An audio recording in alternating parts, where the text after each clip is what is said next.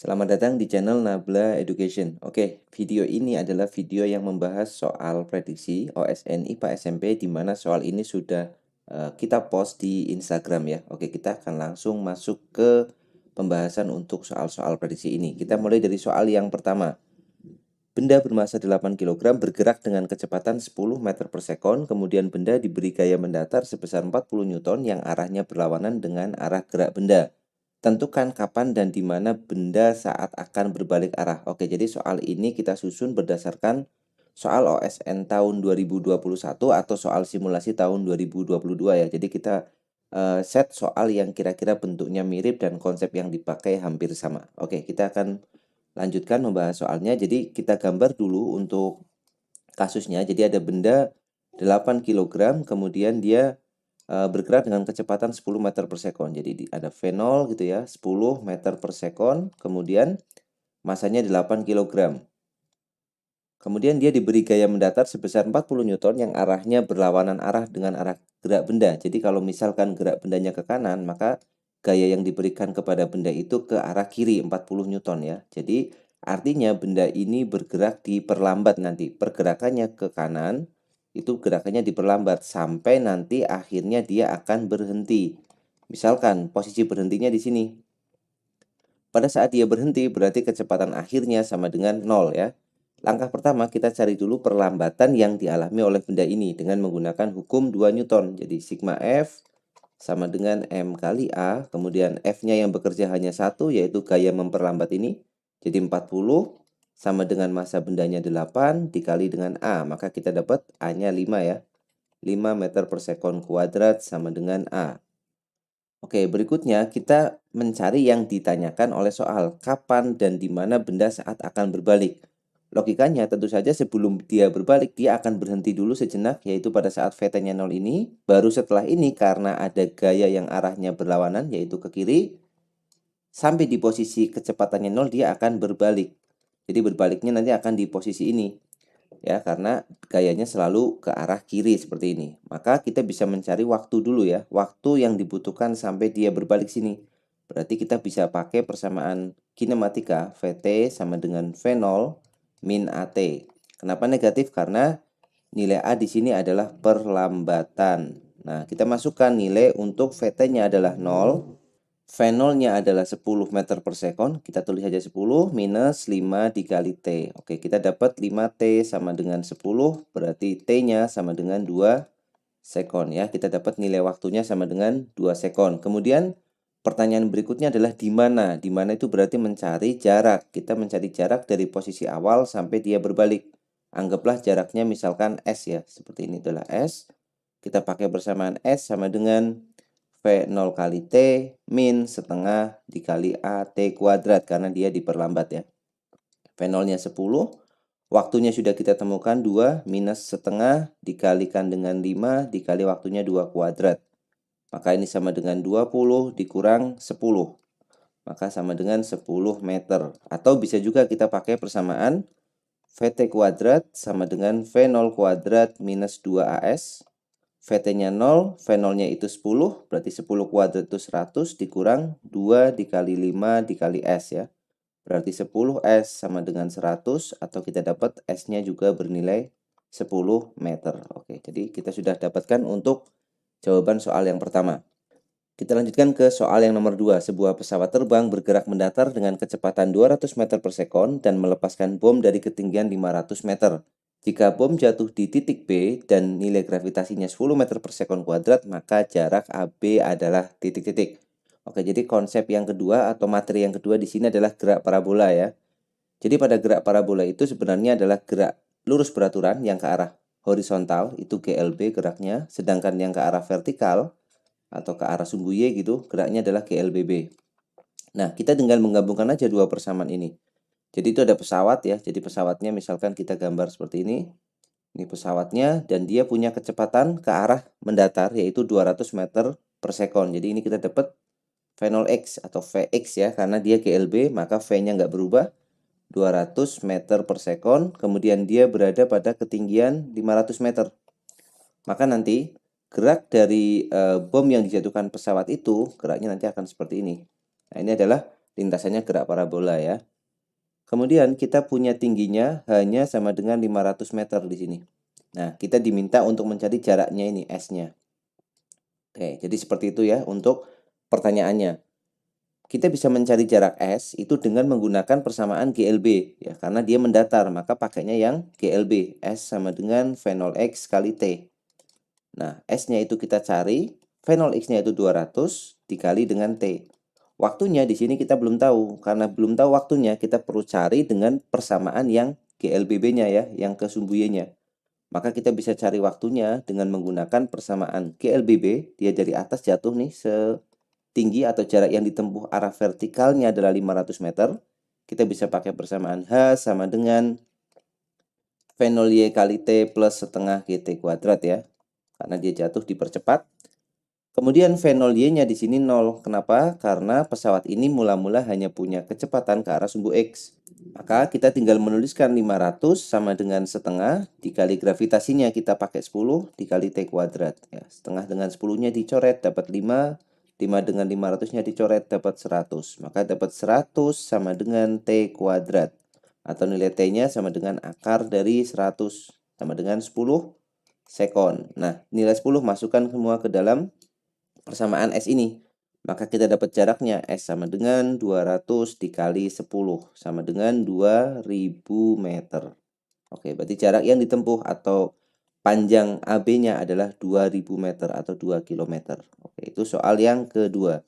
Kita lanjutkan soal yang ketiga ya. Sebuah balok bermassa 400 gram dijatuhkan dari ketinggian 2 meter ke permukaan tanah. Jika permukaan tanah terdapat pegas dengan konstanta 100 Newton per meter, maka pegas akan tertekan sebesar titik-titik. Oke, jadi soal pegas juga di soal yang simulasi kemarin juga muncul ya. Jadi di sini konsep yang dipakai adalah perubahan energi aja.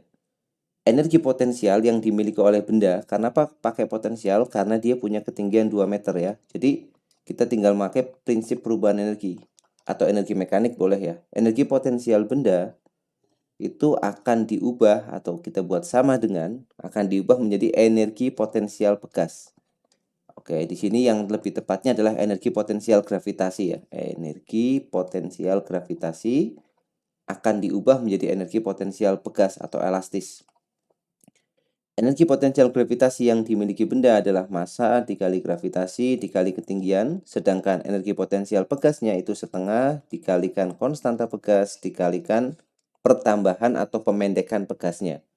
Nah, di sini yang diminta adalah pemendekan pegasnya. Kenapa? Karena pegasnya tertekan ya. Kalau kita lihat di sini ada pegas kemudian dijatuhi dengan massa tertentu, maka pegasnya nanti akan tertekan. Misal sampai sini nanti, nah tertekannya ini sejauh delta X.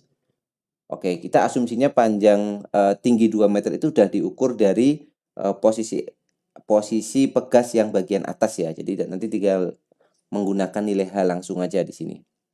Oke, berarti di sini masanya adalah 0,4 kg karena di sini masih dalam gram dikali dengan gravitasi 10 dikali dengan ketinggiannya 2 meter sama dengan setengah dikali konstanta pegasnya 100 dikali dengan delta X kuadrat.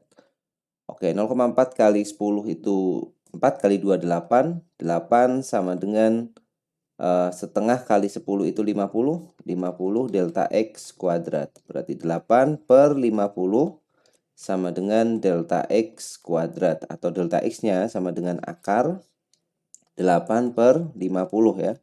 Sama dengan delta X kuadrat. Nah, caranya supaya ini bisa diakar, atas kali 2, bawah kali 2 ya. Kita bebas mengalihkan suatu persamaan itu dengan 1. Kenapa? Karena 1 tidak mengubah hasil. Maka yang atas menjadi 8 kali 2 itu kan mudah nih, 16. 16 kita akar jadi 4. Kemudian yang 50 kali 2 itu kan 100. 100 diakar kuadrat jadi 10. Maka kita dapat delta X-nya sama dengan 4 per 10. Oke, kalau sudah pakai akar berarti kuadratnya udah hilang ya. Nah, jadi delta X-nya adalah 4 per 10 meter atau delta X-nya sama dengan 0,4 meter atau 40 cm. Oke, itu soal yang ketiga. Kita lanjut soal nomor 4. Air mengalir pada suatu pipa yang diameternya berbeda dengan perbandingan 1:2. Jika kecepatan air yang mengalir pada bagian yang besar adalah 40, maka besarnya kecepatan air pada bagian pipa yang kecil. Oke, jadi ini adalah soal berkaitan dengan hukum kontinuitas ya atau persamaan kontinuitas untuk materinya adalah fluida dinamis. Di mana soal ini juga kemarin muncul di soal simulasi ya. Jadi kalau kita gambarkan itu ada penampang, ada dua penampang yang luasnya berbeda seperti ini. Kemudian dia mengecil karena perbandingan diameternya itu 1:2. Maka kita buat seperti ini. Nah, misalkan ini D1. Kemudian yang sebelah kanan adalah 1:2, maaf. Berarti yang sebelah kiri yang besar adalah D2, yang sebelah kanan itu D1 ya. Kita menyesuaikan aja gambarnya. Bisa dibalik juga. Kita punya D1-nya itu adalah satu bagian nih, berarti yang kecil, D2-nya yang 2, dan penampang pada bagian besar adalah 40 meter per sekon. Oke, di sini dia punya kecepatan V fluidanya V2 berarti 40 meter per sekon. Pertanyaannya adalah besarnya kecepatan air pada bagian yang kecil. Berarti di sini ya, V1-nya berapa nih? Nah, seperti ini kira-kira pertanyaannya. Kita tinggal menggunakan hukum kontinuitas, yaitu A1 dikali V1 sama dengan A2 dikali dengan V2. Nilai A di sini adalah nilai dari luas penampang. Kalau kita lihat penampangnya, itu bentuknya lingkaran kan, karena dia menggunakan diameter. Maka luas penampang di sini adalah 1/4 pi D kuadrat. Ya. 1/4 pi kali D1 kuadrat, karena A1 ya. Ingat, luas lingkaran itu kan pi dikali R kuadrat, atau kalau mau dalam diameter kan pi dikali R itu setengah D dikuadratkan. Setengah dikuadrat itu 1/4 ya, berarti 1/4 pi D kuadrat. Ini adalah luas lingkaran ya. Jadi 1/4 pi D1 kuadrat V1 sama dengan 1/4 pi D2 kuadrat V2. Untuk 1/4-nya bisa kita coret, 1/4 pi-nya dicoret.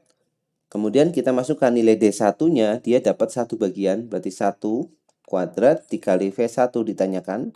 D2-nya dia dapat 2 bagian, karena 1:2 ya. Jadi ini D1 banding D2 itu sama dengan 1:2. Maka kita cukup tulis 1 kalikan V1 dikalikan dengan D2-nya 2, berarti 2 kuadrat dikalikan V2. V2-nya 40.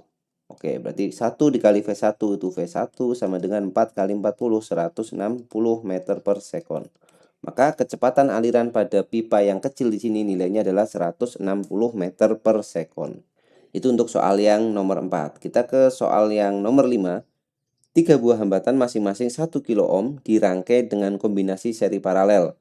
Kuat arus listrik maksimum yang didapat apabila rangkaian tersebut disambungkan dengan sumber tegangan 12 volt adalah titik-titik. Oke, jadi di sini kita diharuskan menghubungkan rangkaian 1 kilo ohm. 1 kilo ohm itu adalah 1000 ohm. Tapi harus dengan kombinasi seri paralel. Maka kita tidak bisa melakukan seri saja atau paralel saja. Maka kemungkinan kombinasinya kalau ada 3 rangkaian, maka yang pertama seperti ini ya. Ini kombinasi yang pertama. Jadi yang 2 di paralel, kemudian di seri dengan yang pertama. Atau kombinasi yang kedua adalah yang 2 di seri, kemudian di paralel dengan yang ketiga, seperti ini. Atau kombinasi berikutnya adalah yang pertama seperti ini, kemudian dia kita paralel. Oh, ini sama aja di paralel semua ya. Jadi kita cuma punya 2 kombinasi ini ya. 2 paralel di seri, kemudian 2 seri, kemudian kita paralel. Masing-masing kuat arusnya adalah 1000 ohm. 1000 ohm, kemudian ini juga 1000 ohm, ini 1000 ohm, ya sama semuanya ya, ini 1000 ohm, ini 1000 ohm, dan yang ini juga 1000 ohm. Oke, jadi kita menghitung kuat arus maksimum. Nah, supaya I-nya maksimum, kuat arus listrik itu adalah I, supaya I-nya maksimum, maka nilai R totalnya nanti harus paling kecil, karena I berbanding terbalik dengan nilai hambatan. Maka R-nya maksimum, R totalnya harus minimum. Atau kita cari yang paling kecil. Kita hitung yang pertama ya. Untuk yang susunan pertama ini 1000 dengan 1000 itu kan 500 kan. Tinggal menggunakan susunan paralel 1/1000 plus 1/1000 dapatnya 500. 500 ditambah 1000 maka yang R1 ini totalnya adalah 1500 ohm. Itu susunan yang pertama. Susunan yang kedua yang atas dulu kita seri. Jadi 1000 dengan 1000 kita akan dapat 2000 ohm, kemudian 2000 diparalel dengan yang 1000. Jadi 1/2000 plus 1/1000 sama dengan 1/R. Maka kita samakan penyebutnya 2000, kemudian 1 plus 2 sama dengan 1/R. Berarti R-nya sama dengan 2000 dibagi 3 ya. 2000 dibagi 3 itu sekitar 600 lebih ya. Maka kita pilih yang pertama itu 1.500, yang kedua 2.000 per 3. 2.000 per 3 kan 666,6666 kan. Maka supaya R-nya minimum, kita akan memilih hambatannya adalah yang 2.000 per 3. Maka dengan memilih hambatan ini kita akan dapat I maksimumnya, yaitu I itu sama dengan V per R. I-nya kita akan pakai I yang maksimum, V-nya kita diberikan angka 12 volt, dibagi dengan R. R-nya kita pakai yang minimum ya. Nah, kemudian kita tinggal masukkan nilainya. I maksimum sama dengan V dibagi R minimum. Maka R-nya kita pakai yang 2000 per 3. 2000 per 3. Atau dibalik ya, 12 kali 3 dibagi dengan 2000. Maka kita akan dapat 2 kita coret dengan 12 dapat 6. 6 kali 3 18 per 1000. Atau sama dengan 0,018 ampere. Nah, ini adalah kuat arus maksimum yang diperoleh. Oke, sudah 5 soal kita bahas. Kalau teman-teman suka dengan prediksi soal-soal yang seperti ini, silakan like videonya dan komen yang ada di Instagram juga. Nanti berikutnya untuk membantu kalian untuk mempelajari soal-soal OSN IPA SMP, khususnya bagian fisika, kita akan post soal prediksi lagi seperti ini di Instagram. Oke, terima kasih sudah menyaksikan video ini. Semoga bermanfaat. Sampai jumpa di video selanjutnya.